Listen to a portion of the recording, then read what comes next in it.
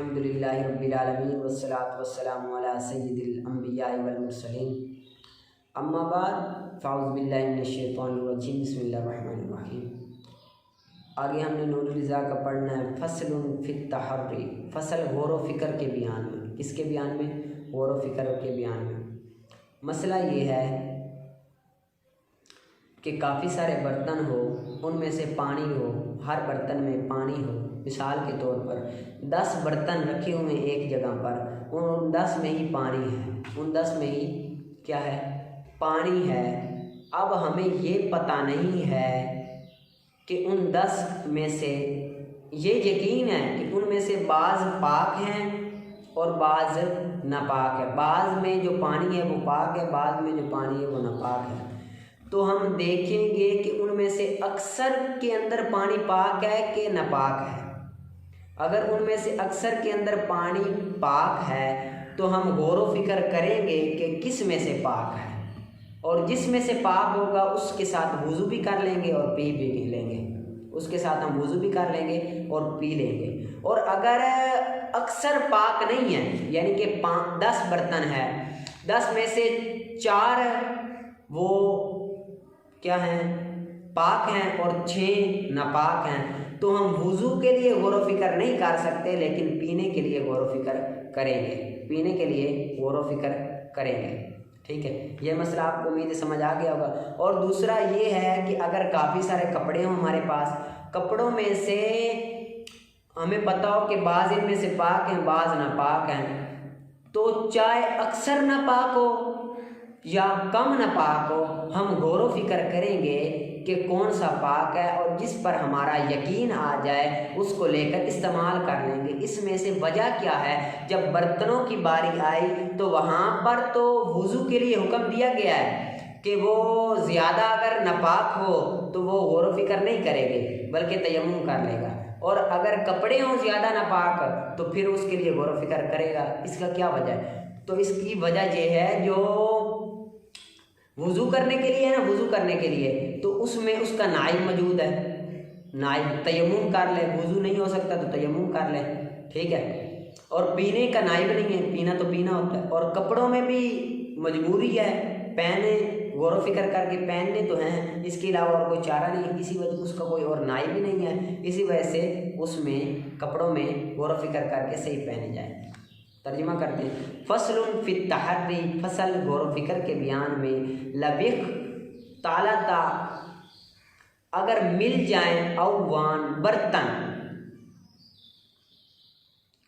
اکثر ہوا ان میں سے اکثر طاہر پاک ہو، تحری غور و فکر کی جائے گی، للوضوء وضو کرنے کے لیے، وشرب اور پینے کے لیے، غور و فکر کرنے کے لیے اور پینے کے لیے غور و فکر کرے جائے گی اگر ان میں سے اکثر پاک ہو۔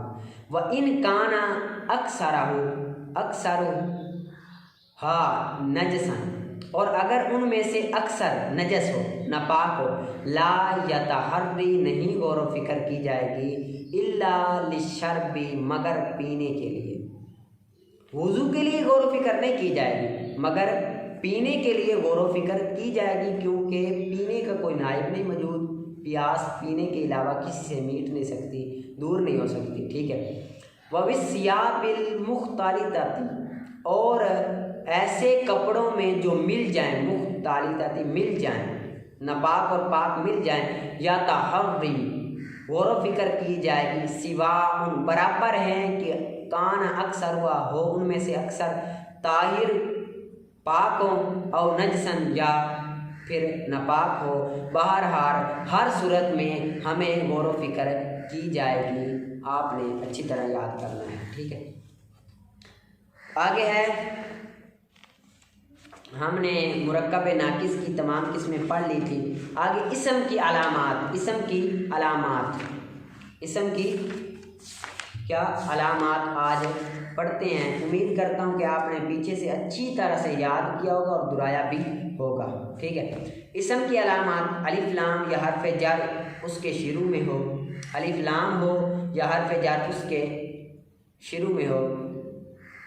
اسم کی علامات الف لام اس کے شروع میں ہو، جس طرح کہ الحمد، یا حرف جر ہو اس کے شروع میں جس طرح کہ فی الداری، اسم کی علامت الف لام اس کے شروع میں ہو جس طرح کہ الحمد، یا حرف جر اس کے شروع میں ہو جس طرح کہ فی الداری، ٹھیک ہے، یا اس کے آخر میں تنوین ہو، یا اس کے آخر میں تنوین، اس لفظ کے آخر میں تنوین ہو جس طرح کہ زید، جس طرح کہ زید، مسند الیہ ہو، مسند الیہ ہو، مسند الیہ سے مراد یہ ہے فاعل نائب الفاعل مبتدا ہو، مسند الیہ ہو یعنی کہ مسند الیہ سے مراد ہے فاعل ہو، نائب الفاعل ہو، مبتدا ہو، جس طرح کہ زید عالم، جس طرح کہ زید عالم، مضاف ہو، مضاف ہو کیا ہو، مضاف ہو جیسے رسول اللہ، مضاف ہو جیسے رسول اللہ، تثنیہ ہو جیسے راجلانی،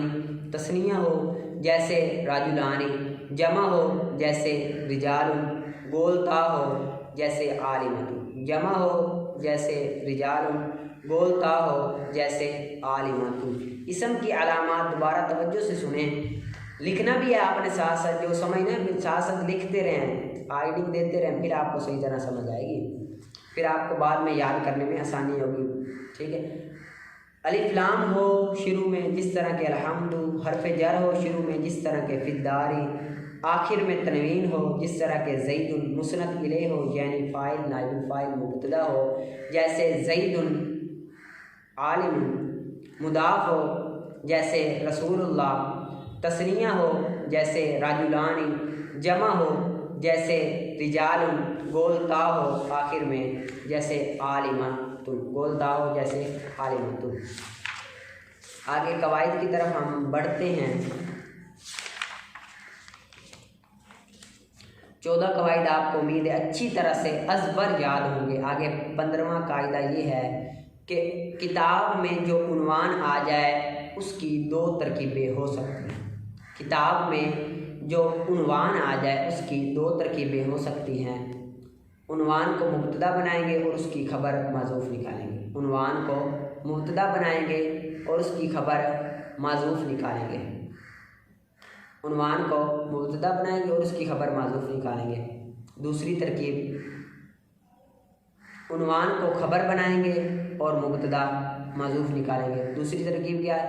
عنوان کو خبر بنائیں گے اور مبتدا معذوف نکالیں گے، جس طرح کہ حکایتن، جس طرح کہ حکایتن، جس طرح کہ حکایتن۔ آگے 16واں قاعدہ، آگے کیا ہے؟ 16واں قاعدہ،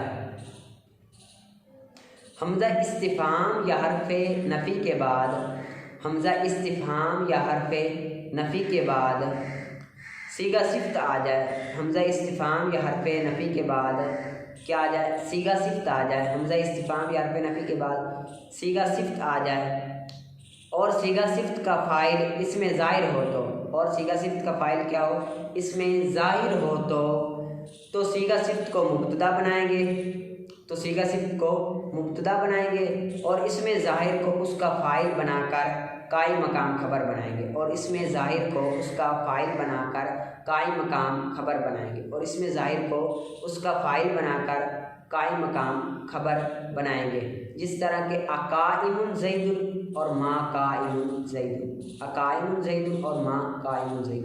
قاعدہ نمبر 16 یہ ہے کہ حمزہ استفہامیہ یا حرف نفی کے بعد صیغہ صفت آ جائے اور صیغہ صفت کا فاعل اس میں ظاہر ہو تو صیغہ صفت کو مبتدا بنائیں گے اور اس میں ظاہر کو فاعل قائم مقام خبر بنائیں گے، اور اس میں ظاہر کو اس کا فاعل قائم مقام خبر بنائیں گے، جس طرح کہ اقائم زید اور ما قائم زید، جس طرح کہ اقائم زید اور ما قائم زید۔ آپ کا کام کیا ہے کہ آپ نے اچھی طرح سے یاد بھی کرنا ہے اور دہرانا بھی ہر روز کی بیس پر ہے، کیونکہ آپ جب تک نہیں دہرائیں گے تو آپ کو بھول جائے گا، جب آپ کو بھول جائے گا تو پھر فائدہ نہیں ہوگا۔ یہ آپ نے فی الحال پڑھنا ہے، جب ہم ترکیب عبارت اجرا شروع کریں گے تو آپ کو پھر اچھی طرح سے سمجھ آئے گی کہ یہ کس طرح مبتدا ہے، کس طرح خبر، کس طرح مضاف الیہ، مضاف موصوف صفت، ٹھیک ہے۔